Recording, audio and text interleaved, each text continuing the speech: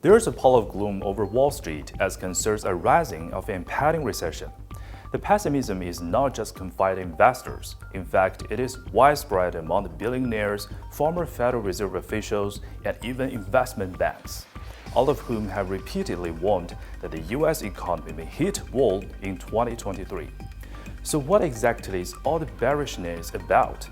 In today's BizBeat, let us find out what are the red herrings for the U.S. economy. The International Monetary Fund has slashed its expectations for U.S. economic growth.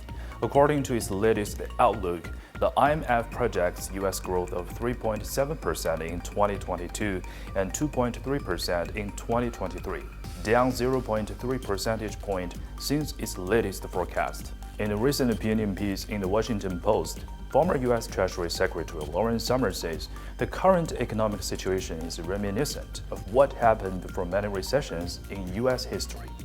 For the past 75 years, whenever inflation exceeded 4% and unemployment fell below 5%, the U.S. economy fell into recession within 2 years.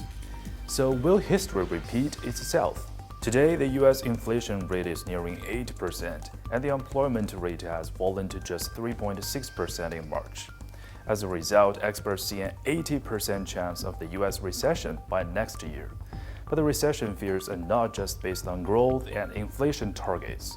There are also apprehensions that bank deposits, a key economic indicator, may decline considerably in the next few quarters. And that is something that has not been in the U.S. since World War II. Over the past 2 months, experts have slashed their expectations for deposits in the biggest banks. The 24 institutions that make up the benchmark KBW Nasdaq Bank Index are now expected to see a 6% decline in deposits this year. Those 24 banks account for nearly 60% of what was $19 trillion in deposits in December 2021, according to the Federal Deposit Insurance Corp. For most economic forecasters, the recent U.S. Federal Reserve moves are also indicative of approaching recession.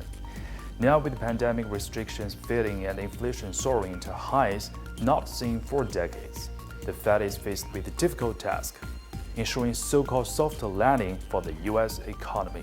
The goal is to raise interest rates and end quantitative easing to cool economic growth and combat inflation, with all causing recession.